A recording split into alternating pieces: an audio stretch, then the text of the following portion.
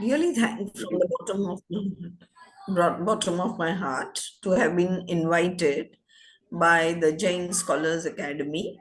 And I thank Dr. Bhandari, whom I met. I had opportunity to meet him. And the way this entire programs are going on, I really appreciate.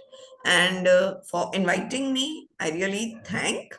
Though I'm not a great scholar, it's a study which goes on. There is no end to such studies. And we keep on getting some new things and we go on adding to our knowledge. So, my whole idea is how in India, early there was no image, there were symbols through which we used to worship, because the idea was the one who is infinite, one who goes beyond space, cannot be given the shape. So if we are giving human shape, shape of a tree or shape of a yaksha, we are confining it to the finite state. And therefore, this whole idea of iconism is, of course, we get during Harappan period, but again, there are lots of controversies which appear during that period. And the first Lohanipur torso, many scholars believe that the Hello. Jain art was the first, whereas many argue that it cannot be said so. So we have to look at the holistic approach. So looking at art, art is expression of human ideas in concrete form. And in India, we owe arts development to religion. As we know, all our religious edifices are artistic, and every symbol, every flower, every pillar which is carved has a meaning, and therefore it makes very unique to look at the development of religion in context of art. And that is what we see: the social dimension, the political dimension, the economic dimension of art. And it is outcome of the transcendental experience. All of you all great scholars will agree with me that any artist who is creating an image definitely has to read the Shastras and has to experience that godliness to create something which is beyond the realm of this mundane world. Now, looking at Jain Shastras, there is only one Jain Shastra, Gyata Dharma Katha, which mentions about the worship of wooden image, Jina image by Draupadi. Elsewhere, references are not found. And Gyata Dharma Katha, as all of us know, is full of stories. It's a storehouse of stories which tells us the didactic purpose of the Jain religion. And when you are looking at imagery, we have Tirthankars, Yakshi, Gandharvas, Dikpalas in the later style. Okay. I will go to now the other PPT.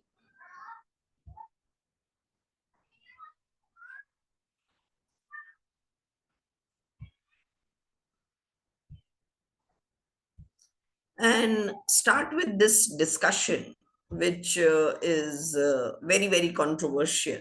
If we look at the history of Indus Valley civilization, this was the first Jain icon, quote unquote, if we consider it a Jain image, because of two things. One is it is without clothes and ornaments, and second, it is in Kayotsar, Dhyana Mudra.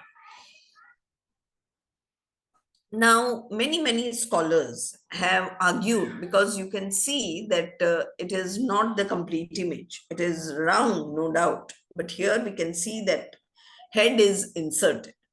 And here we see two circles That also is little unusual. Whereas we don't see Srivatsa. Maybe Srivatsa came little later, so that cannot be argued.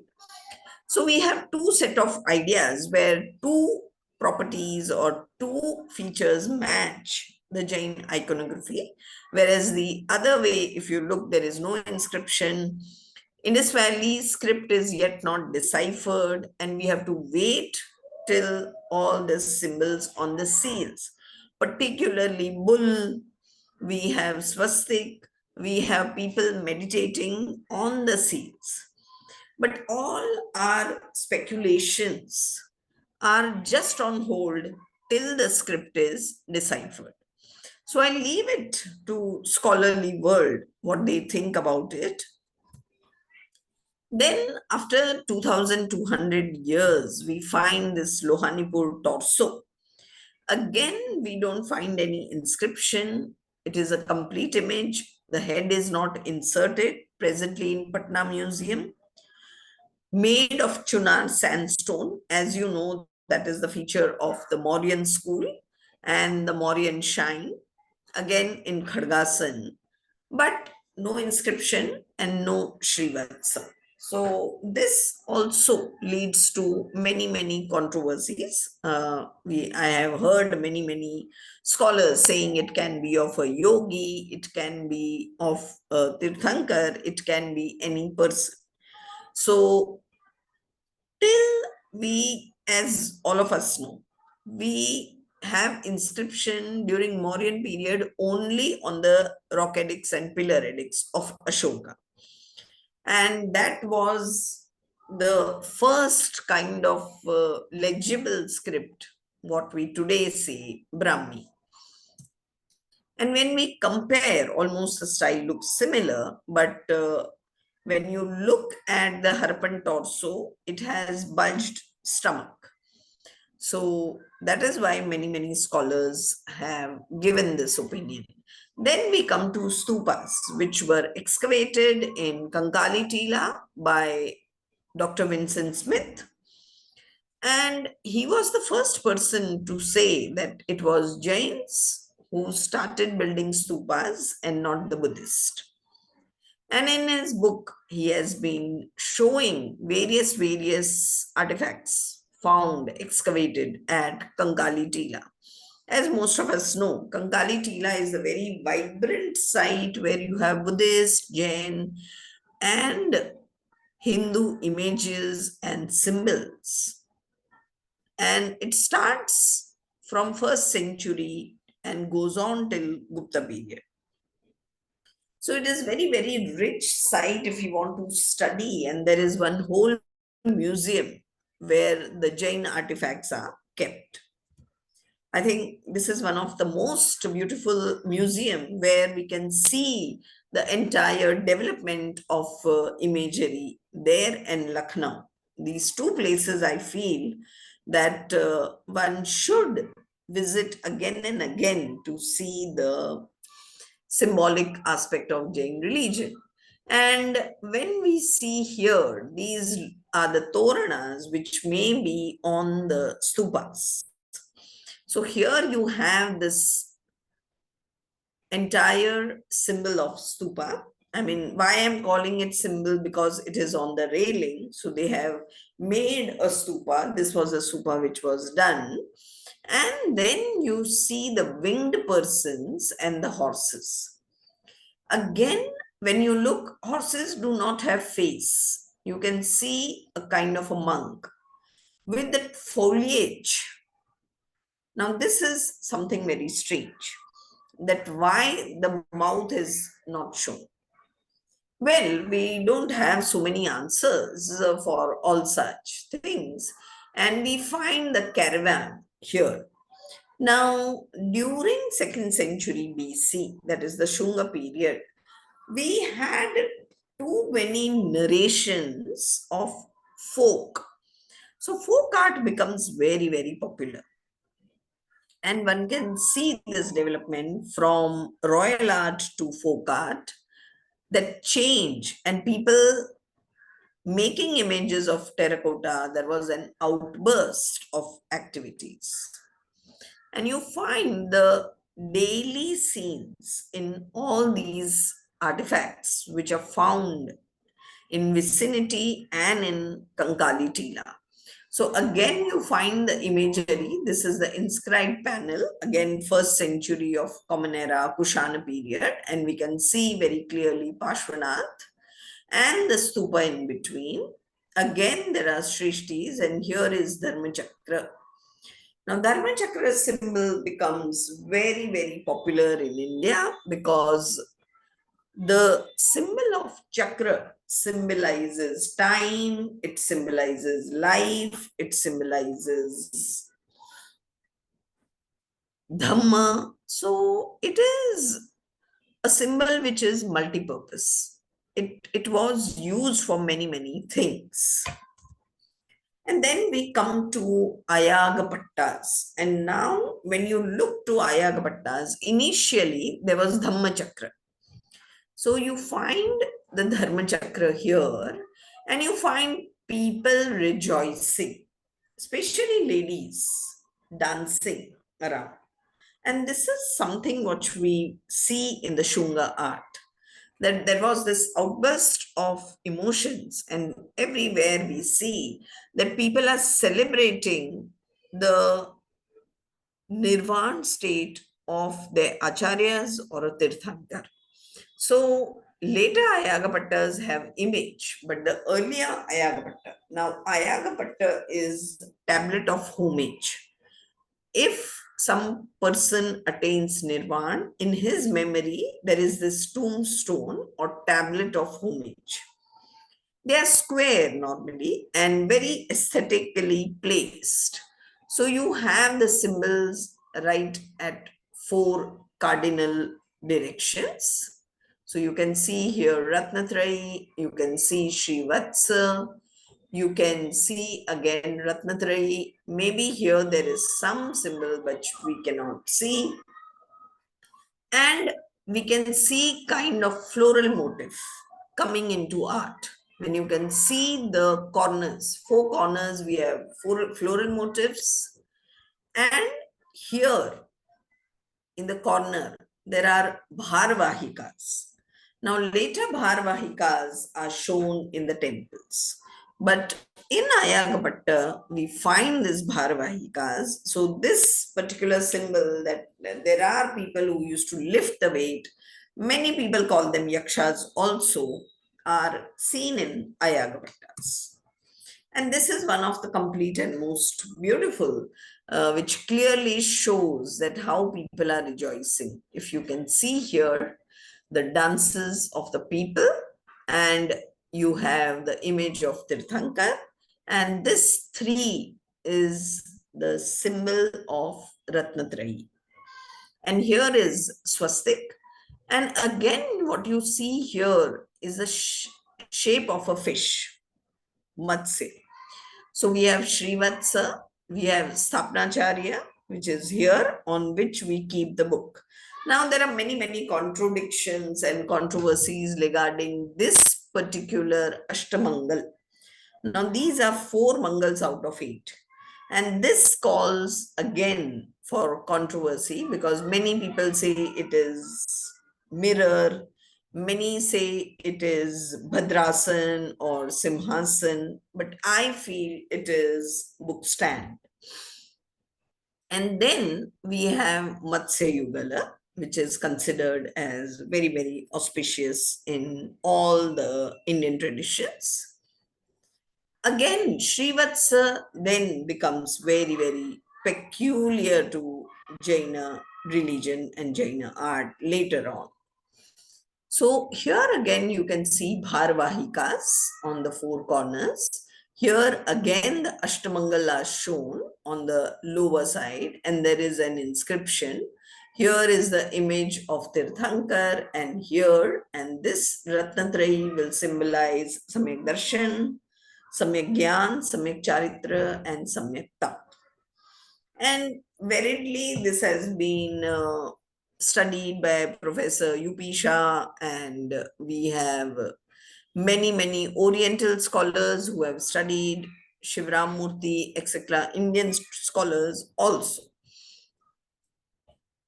And then again, you see that how the Ayagapattas are developing. So here you see the symbol of Ratnatrayi elongated. Here you have Parshvanath's image, and there are two monks who are flanking Parshvanath, though not very clear. Here is Srivatsa, here is Bharavahaka. This is looking like Kirti Mukha, which later on we see Kirti Mukhas in many, many pillars. And we see swans with the lotus. Again, lotus symbolizes purity. So we find that here we have floral motif instead of the women dancing. So this is all noteworthy that how the symbols are going on changing in the Indian context, especially at Kankali Tila. And here you can see the Chori, which is one of the Ashtapratiharias of Tirthankars, and the lion with wings. These are the ladies who hold, and there is this kind of Dharmachakra with Ratnatrayi symbol. So one can see that kind of evolution in Kankali Tila itself. And then we come to the Kushana period. These were little early, but you can place them in Kushana period also. But we find only 4 symbols on Ayagapattas, whereas here we find 8. So 1, 2, 3, 4, 5, 6, 7, and 8. And these Ashtamangals are not what we worship today. So looking at these Ashtamangals, we do not have that connect that how these symbols came, and then we have different symbols altogether today. I mean, not all, but few of them. So we have Nandavarth and all, which is later included in this. So we have Matsya Yugal, this can be mirror, this is Srivatsa, this is kind of a box, this is Ratnatrayi, this is Singhasan, this is Sthapanacharya, and you can see a manuscript above, and this is Purna Kumbha. Now here the Nandavarta is missing and Swastik is missing. Now later on Swastik would have been added because Swastik became one of the very important symbols of India representing directions, and in Jainism we have Swastik as representing the 4 realms of existence. Now, there is something very interesting here which we note is the pillars. And on the pillars, we have Dharmachakra, just like the Buddhist pillars. So, we find like a capital, and on that capital, of course, this does not look very clear, but there must be some kind of animal here. So when you look at iconism or when you look at the symbolism, Ayagapattu is the artifact which combines both. It starts with imagery, it shows symbols, it has the aesthetic sense, perfect in beauty. The placement is done very, very well. And there is an inscription in whose memory it has been made. And we know that they were kept on the ground and worshipped, just like the Christian tombstones. Maybe that was the call of that time. And again, we have this beautiful Ayagpatta with stupa carved on it. And this stupa again reminds us of the Sanchi stupa because that is in 2nd century BC. And this is little later, that is 1st century AD. So you have ornamental toranas, the females dancing here. There are railings or what we call the Vedika. Here there is Vedika. There are steps to climb and circambulate, though it is on Ayagpatta. The entire stupa is not like a stupa. It is on Ayagapatta, but it is very interesting to note that they have been making it identical to the Sanchi stupas. And then somehow this entire tradition of carving stupas is lost. We find this kind of another stupa on Ayagapatta, where again you see the Srivatsa. Here again you see the Srivatsa. These are the geometric patterns, what you see on the Toranas and the two pillars with two kind of ladies or Shalabanjikas. This is recently when, I mean, years ago when I went to Chandrapuri, I could see this in one of the rooms lying there. Now, at that time, we did not have good camera, and what I could take, it does not give exact like impression whether it is Buddhist or Jain. Okay. Now, in rock cut temples, also in Udaygiri, the first inscription describes about the image which the Nanda king took away and the king Kharvel brought it back. And this is very, very interesting inscription because King Kharvela fought in 2nd century BC, that is just after Ashoka's war. And the area is Sikh. So we have this inscription, which is legible and which is translated also. And you can see it is on the ceiling portion here. And ASI has made a roof though, so that we can protect this cave, Hathi Gufa, in Udaygiri group of caves. And then in Rani Gufa, again we see King Kharavela in the inner wall who is going for hunting, and you can see all the animals.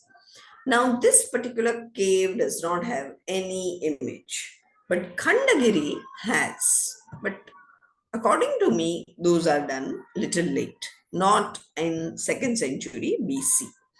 So here we have King Kharavela, and it is shown that he is going for hunting, and the war scenes are shown. Another picture, what you can see is on the outer, not facade, but outer wall of the cave is this. So everywhere you see the caves, but there are no symbols. At the most, in Ganesh Gufa, you can see Dwarpals, the two Dwarpals. They say that here there were paintings, but as of now, we don't find any good documentation of these. And you can see in Khandagiri, slowly the symbols come. Now, this is 6th century of Common Era, and this particular cave is occupied by a Hindu priest, and he is very, very reluctant. I hope the Digambar Tirtha Suraksha committee works on it. I have also complained many times that he has hijacked, and this cave is very, very important to study iconography. Here we have the images of Yakshis for the first time. And this, we Jains really, really should drag off this person because he is so adamant. An entire image of Ambika, Yakshi, is completely painted black. We find when you see, you feel very sorry. What is the state?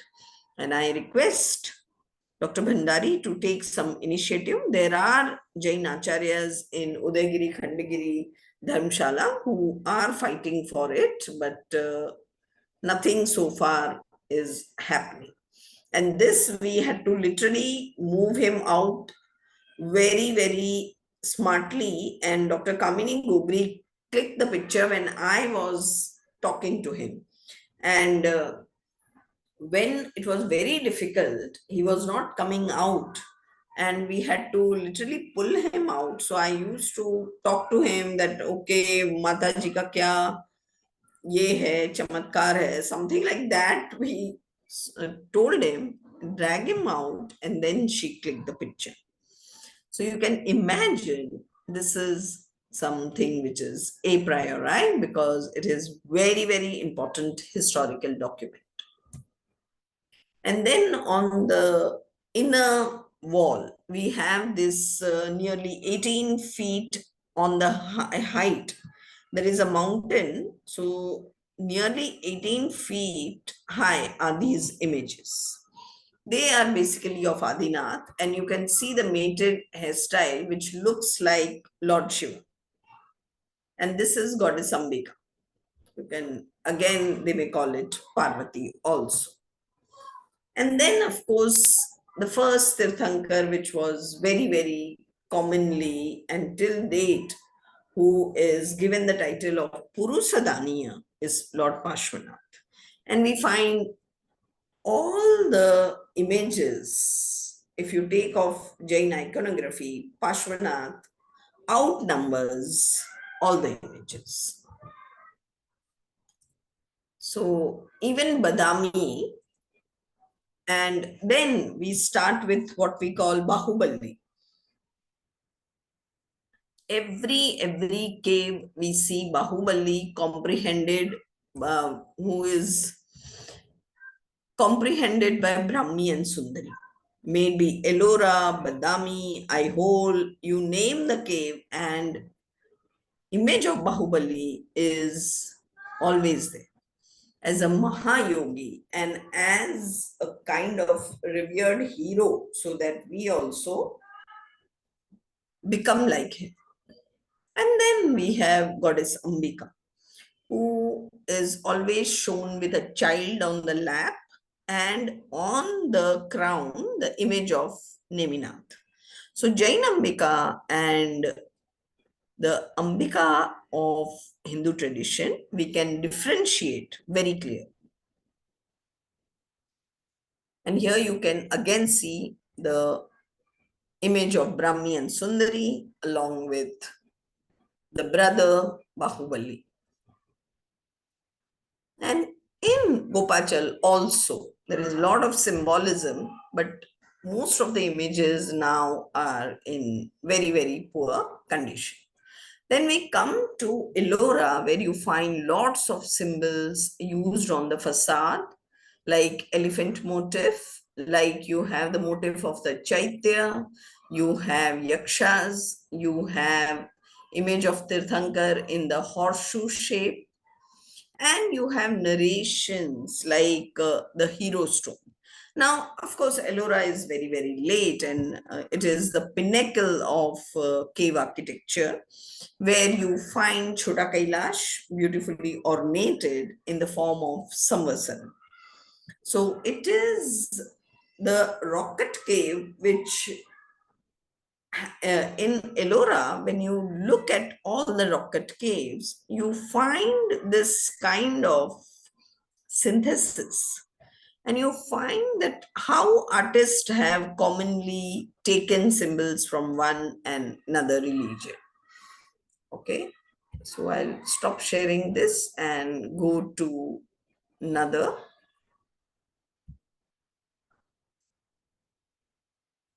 Just a minute.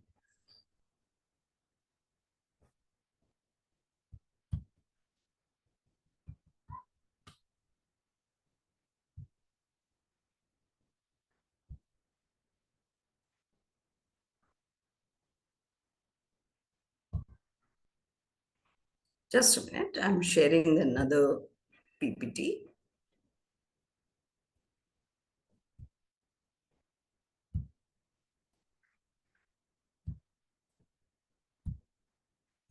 So how this imagery grew? As you all know, the images are very simple in Jaina tradition. In Hinduism, we have scope, like if you want to make an image of Lord Shiva, you can make a Shivlinga, you can make Lord Shiva's Shivling in the form of Sadashiv, you can make Goddess Parvati and Lord Shiva in marriage, or you can show Alingan, or you can show Ravan Anugraha, and so on and so forth. But Jain iconography is concerned, we do not have that scope. where we can go on elaborating different forms.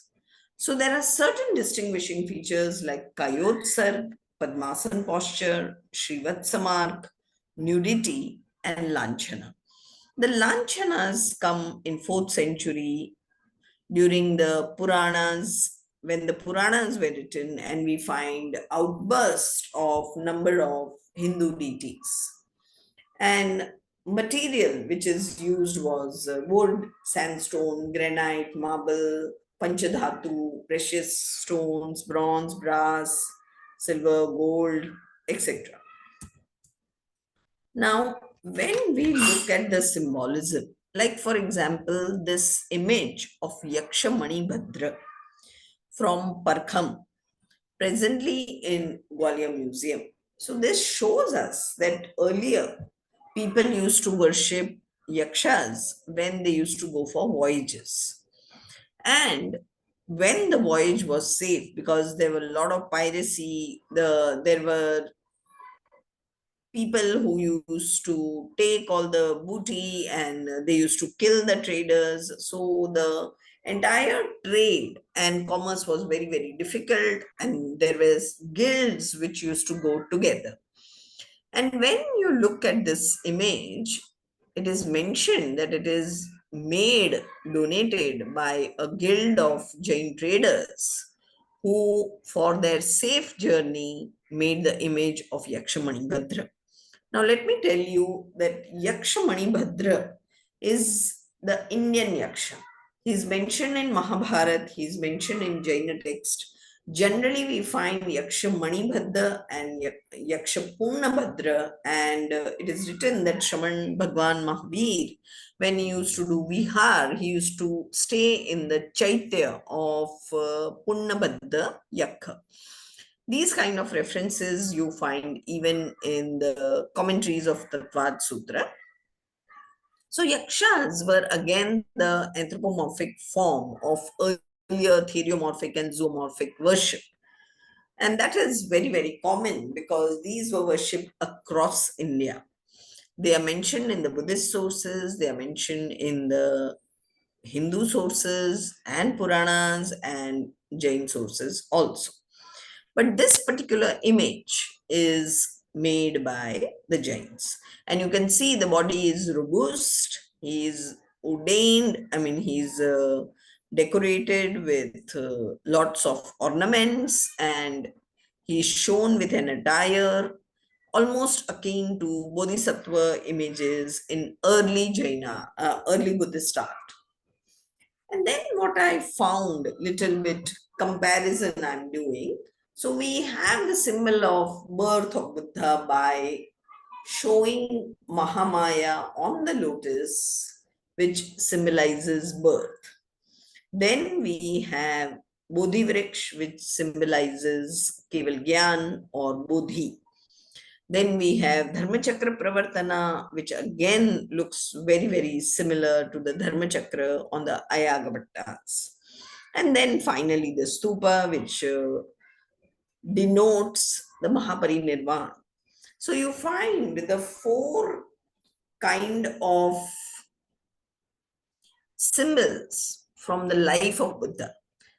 Buddha is not shown anywhere, but his birth, his important occasion in life, that is birth, his attaining Buddhahood, the Dharmachakra Pravartana, spreading of the Buddhist thought, and Mahaparinirvana, how they are symbolically shown in the Sanchi Toranas. And Toranas, as we know, are put in 2nd century BC, that is during the Shunga period. And then you see the Ratnatrayi symbol here and Srivatsa. Now, this Srivatsa, later on, this particular portion was taken by the Jains on the chest of the Tirthankar. And this is what is surprising me. It is exactly the same. The spires and all. If you look in the museum of Mathura and Lucknow, we find this kind of Srivatsa in the earlier age, which changed into lotus. Then after lotus, it became the diamond shape, which we see today. And again, we have Dharma Chakra, which is shown below. Now, here, when you look at the Sanchi Toranas, here you can find this symbol of Ratnatrayi and Dharma Chakra. Here is Shalabanjika, which again many say is mother of Buddha, delivering Lord Buddha in the standing posture, which later on was taken in Indian art. And here we have elephants worshipping Bodhi tree. Then we have the scenes like Dhamma Chakra, which is shown with a spoke. And here again is empty seat and people worshipping Buddha. Okay, and the animals, winged lion, this is lion, peacock, and swan, and horses. As we know, the horse Kanthaka represents the great renunciation. And the one which I showed you in the previous slide is here, Mahamaya, shown on the lotus, which we today call Gajalakshmi. Then Mahaparinirvan. Then we have on the back side, we have the Bodhi tree, and the Dharma Chakra Pravartana is shown here on the middle portion. So you find that things are so similar. Now, if you look at the Ashokan pillars, the capitals look very similar. Now here again we come to the Ashtapratihāryas, something new coming in iconography, and that is Ashoka Vriksha. A Tirthankar is shown under Ashoka Vriksha, that is the Bodhi tree, with three Chhatra, the Chauri bearers, the Sinhasan, and we have here Pushpa Vrishti, which we cannot see in this image, but we can see the floral petals. And then we can see Dev Dudumbhi, and it is like a Divyanad. On top, there are two Gandharvas who are playing like a bugle. So we find in the rock cut cave of Kalugumalai, this is in South India, we find this Ashtapratihāryas in rock cut caves for the first time. Now you look at Kankali Tila image, the earlier image, you can see the textual curls, you can see the decorative bhamandal, the long ears touching the shoulder, the three lines on the neck, the Srivatsa here, which exactly looks like Sanchi Toranas. And again, you find sharp nose, of course it is mutilated, very thin eyebrows, and many a times, if you have image of Buddha, same like in Dhyana Mudra, it is very difficult to bifurcate the two or name them because of erosion. You cannot see the cloth. But only thing is this Srivatsa mark tells us for sure it is the image of Jaina. Now you can see this image which is at Sarnath, though it is in Dharma Chakra Pravartan Mudra. But if it is in Dhyana Mudra, it is very difficult to say whether it is Jaina image or image of Buddha. But here, luckily, you can see the cloth and the mudra. And this is one of the best images of 5th century. Then they started with the metal images, which became very common. And then we have the Jatas shown for Adinath. This is again, I wanted to show the Srivatsa mark, which has changed here. You can see the earlier Srivats and the Srivats here. It is completely changed. You can see the Srivatsa here. These are all images from Devgarh near Lalitpur, Jhansi. And these are the Beta style temples where you have a lot of symbolism, where the meditative posture of Bahubali with the anthill, with all the creepers around the body, and you can see people cooking around. You can see the Ashtapratihāryas here, Ashoka Vriksha, Bhamandal. That was what I showed was rock cut, and this is the round image, complete image. And then we find that imagery is becoming more complicated. So you have the entire family of Tirthankars, Yaksha, Yakshi, Adhishtayak Dev, the heavens around, people worshipping, and you can see the entire gods of the heavens narrated here. This is something very interesting. We have the episode of Pashwanath and Kamat, where he tries to disturb his meditation. And this entire episode is represented in this is particularly right now in the museum in, I think, Lucknow or Shravasti. Then we start metal images where in the 6 inches, we want to show the entire world. So here, if you can see, this is the crystal image of Pashwanath. We have Bhamandal, we have Sinhasan, we have 2 kind of Yakshis. We have Yaksha and Yakshi here. These are the Chauri bearers, sorry. Then there is lion. So you see the entire world. And this image is like 3 Tirthi. In one slab, there are 3. One principal Tirthankar and 2 on the side. So we find this new change in iconography. This is another 3 Tirthi. Then you can find here, again, I'm showing you the development. There are 9 grahas, the 9 planets shown here, and the Buddhist symbol of the 2 deers and Dharmachakra coming up here. This is Adhishtayak Devi, this is Shravika, Yaksha, this is Yaksha, Yakshi. You have this Makara Torana, you have the floral motif and fish on the top with Kalash. So you have lots of symbolism in 6 inches image, the entire world, flora, fauna, human world, celestial world, and the Tirthankars depicted here. This is Panchatirthi. There are 5 Tirthankars in one slab. Similarly, we have Saptatirthi, Nautirthi, Ekadash Tirthi, and it goes on. Then we have this unique image at Ranakpur known as Sahasrafana Pashwanath, the 1,000-hooded serpent or Dharnendra. Now, this is something unique which comes in the 15th century, and later on, lots of images of Pashwanath take this form. Here we have Chaturvimsati, 24 Tirthankars in one slab.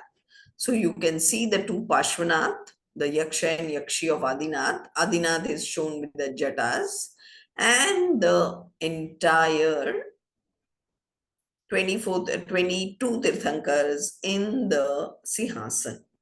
Something unique. Here also, Chaturvimsati, it is made in a different style.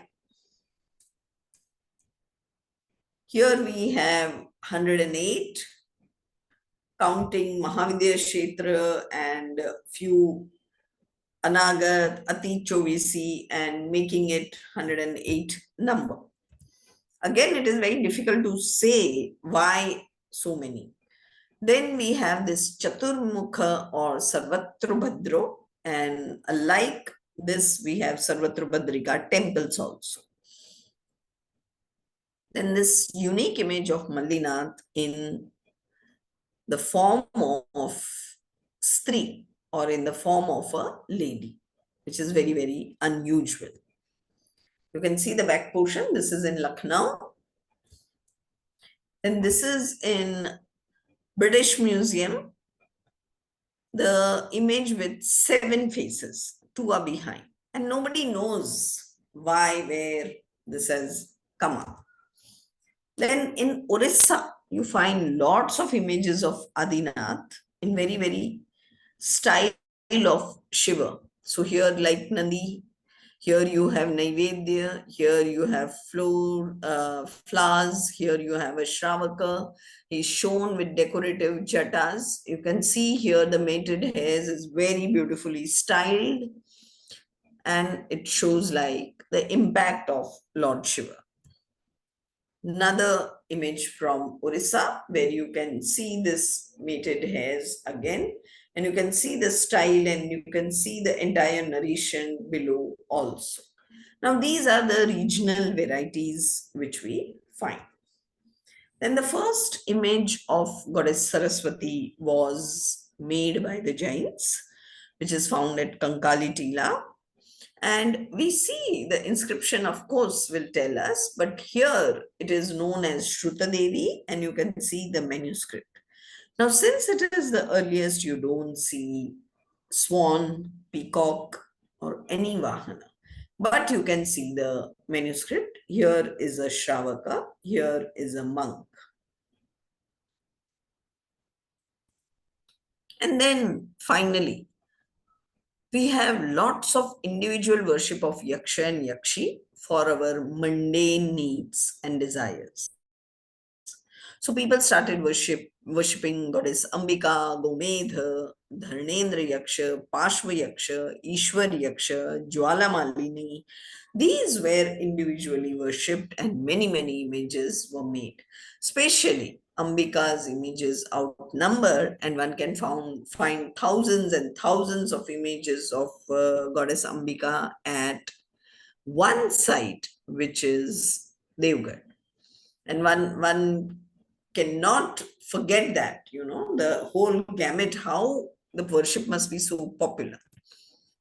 So here we have goddess Ambika from the Arcot district, and many such images are kept in the Egmore Museum, where the Chola bronzes. Now, during Chola period, excellent Chola bronzes were made, and even Jains started making it for the individual worship and in the temples. Then you have Chakreshwari. Now, this is 1800 Chakreshwari, which is again found at Devgarh. And one can see that she is given the form of Vaishnavi, the goddess Vaishnavi, the consort of Lord Vishnu, with Garuda as Vahana. So here Garuda has the human face, and we can see the chakras across. So she is called as Chakreshwari. She is also called as Vaishnavi. This is again at Devgarh. This is Padmavati Yakshi, again at Devgarh. So you find that people started worshipping the Yaksha Yakshi for the mundane satisfaction more. This started in the Kushana period, and then it continued till date in the Shwetambar tradition. Again, you find Chakreshwari with 18 hands, with Garuda Vahana this is Devgarh Museum on the site. And here I complete. So if you have any questions, you can ask me.